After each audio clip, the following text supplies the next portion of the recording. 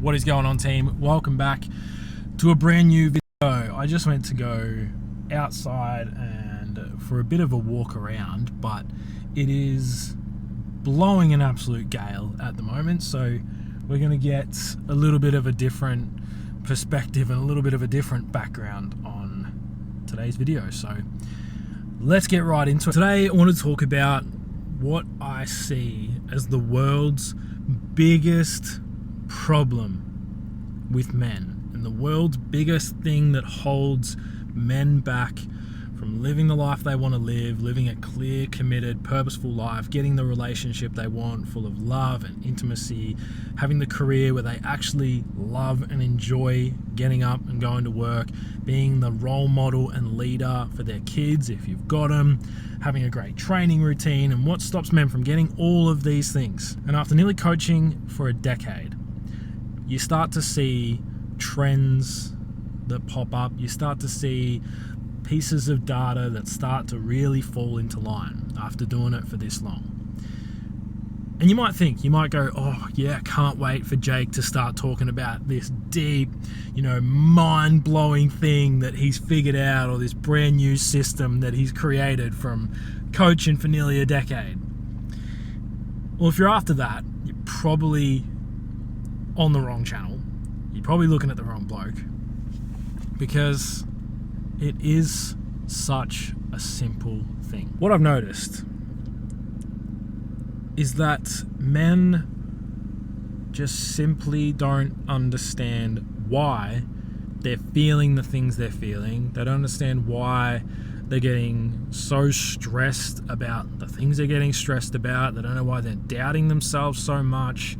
They don't know why they don't feel good enough. They're wondering why they feel so worthless in their relationship and like they're just sort of being dragged along by their partner. They're wondering why they can't talk to their kids. They're wondering why they always get so angry at them and snap.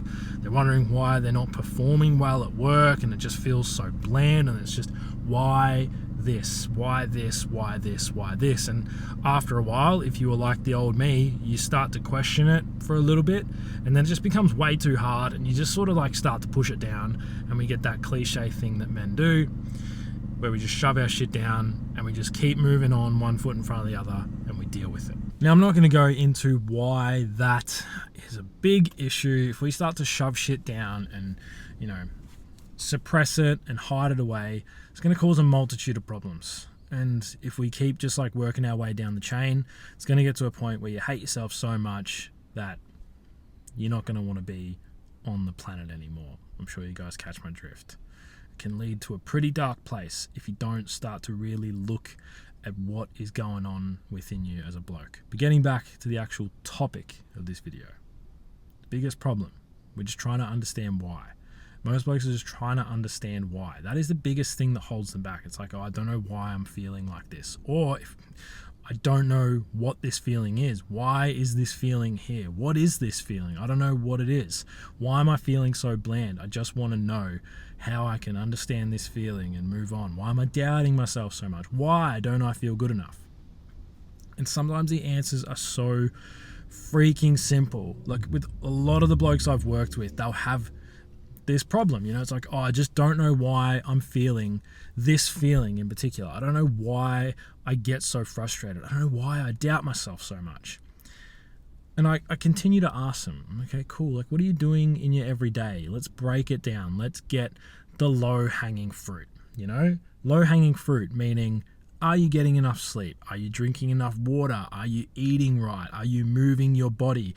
Are you keeping your well-being in check? Meaning, are you freaking taking care of yourself, man? Are you doing meditation? Are you journaling? Are you getting out in nature with no phone, no podcast, no music? Are you sitting in stillness? Are you doing any breath work? Are you getting in the pool? Are you doing saunas? Like all of these different things are the basics that a lot of blokes miss. And you might be watching this and you go, oh, well, Jake, like I already go to the gym. I already eat really well. I already get enough sleep. Like, I'm fit. I'm strong. I pump the gym, Awesome, man. Proud of you. So good. Then you don't need to look at those areas. Simple as that.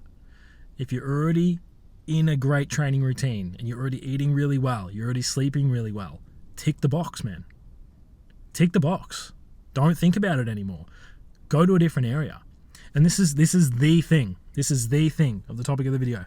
The thing that will remove the block for you, right? Isolate the problem. Isolate it.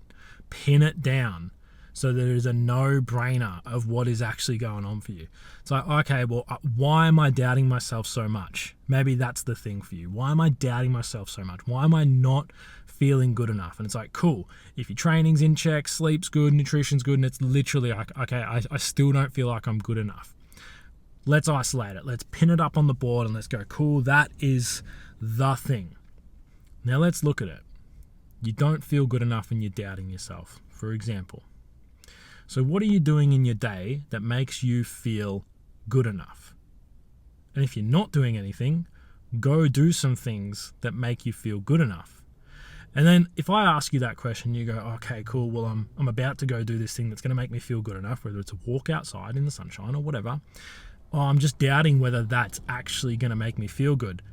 As soon as that thought comes in, we can take the pin off, the not feeling good enough, and we can pin the doubt, because that is overpowering the not good enough feeling. So then if we pin doubt up on the board, because that's overpowering the not good enough feeling, we pin the doubt up and we start to work backwards. When do you remember the first time you ever doubted yourself? When was that? And what happened in that moment? Maybe you can remember a time back to when you were 7, 8 years old. Maybe it's 12, 13, maybe 16, 17. Maybe you didn't have it until you're in your 20s. Maybe not until your 30s. But when it did hit, it hit you like a freaking freight train. When was the first time you started feeling that feeling of doubt? And what happened in that moment? What actually happened? Was it that maybe you thought you were going to do really good on a test at school and then you just flunked it, like you just bottomed out, absolutely got destroyed by it? Maybe it was in the gym. Maybe you thought you were going to lift a certain amount of weight for a deadlift. Maybe you were going to squat a certain amount. You had a number in your mind and then you didn't get anywhere near it. And then all of a sudden, that doubt was just overpowering and it stuck with you all the way until now when you're watching this video. So when we can then isolate that, we can look at that and go, okay, cool. If it was, say, in the gym and you thought you were going to hit a certain number, and this has happened for me before, where I'm like, cool, yep, today I've been training pretty consistently, yada, yada, I should be able to hit this deadlift today. Let's say like a 200 deadlift, 200 kilo deadlift. And then I go to lift it and I can hardly move it off the floor. In my head, I'm like, you're a failure, you piece of shit, can't believe you couldn't do that, you are not strong, you are weak, etc., etc. And then all of a sudden I'm like, cool, if I then set myself out to do something and I fail or I don't do it, instantly I'm going to go, cool, see, that's because you doubt yourself, and it's because you doubt yourself that you can't do it. And then I'll just keep doubting, and then eventually the doubt's going to get so strong that I just don't even start to hit those numbers anymore. I don't even set goals anymore. I don't even try and achieve things, and I set the bar extremely low because I had this one moment where I thought I was going to hit this number and I didn't. And the thing that changed it for me was a simple flip of perspective. I looked at it and I go, okay, cool. Just because I didn't hit that number doesn't mean I'm never ever going to hit it again. I flip my perspective to go, okay, cool, what have I learned from this? It's like, oh, maybe I do need to be a little bit more consistent. Maybe I do need to eat a little bit better. Maybe I do need to sleep an extra half an hour. Maybe I do need to drink an extra 500 mils to a liter of water every day. And that will actually help me, say in 3 months' time when I go to attempt this again, I'll actually be able to lift it. So I didn't lower the bar and I didn't just allow the doubt to take over and just carry me off into the sunset and just have that be the end of my life. I flipped the perspective and I started looking at things more logically. And I went, okay, it doesn't actually matter that I didn't hit this. It doesn't actually matter that this relationship didn't work out. I'm still breathing. I'm still alive. It didn't actually matter that, me and my wife had this fight. It didn't actually matter that I got angry at my kids this one time. It doesn't actually matter that this happened or this happened or this happened. You're still alive. You're still breathing. You still have the capability to be able to move yourself through it if you actually sit down, isolate the core problem and you allow yourself to flip the perspective on it and work yourself through it. So if you are in a stage of your life where you're questioning why you're having certain feelings, you're questioning why you're doubting yourself so much, why you overthink so much, why you're stressing and you're just questioning and questioning and questioning, take a moment, stop, isolate the actual underlying issue, allow yourself to sit with it, flip your perspective on it, make a plan, commit to it, and work yourself through it. If you do that and you're still at a point where you're like, nah, Jake, it didn't work, bro, it's not working, the doubt's still here, I still think I'm a piece of shit, blah, blah, blah, you need to reach out to me. Head to the link in the description, fill out an application form, we'll have a chat, we'll get on the phone. I'll help you work through some stuff. And if after that we're still a good fit to work together, hey, maybe it'll work out.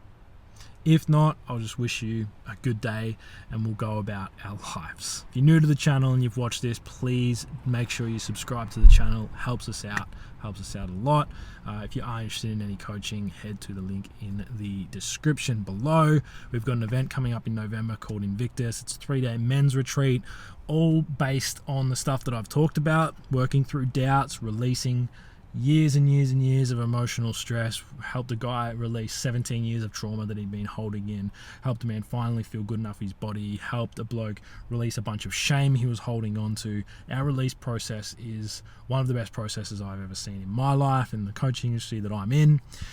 If you're interested in that, again, link in description, head down there, fill out an application, and we'll get on the phone and have a chat. If you made it this far in the video though, thank you so much for watching. I appreciate it. See you guys next time. Bye.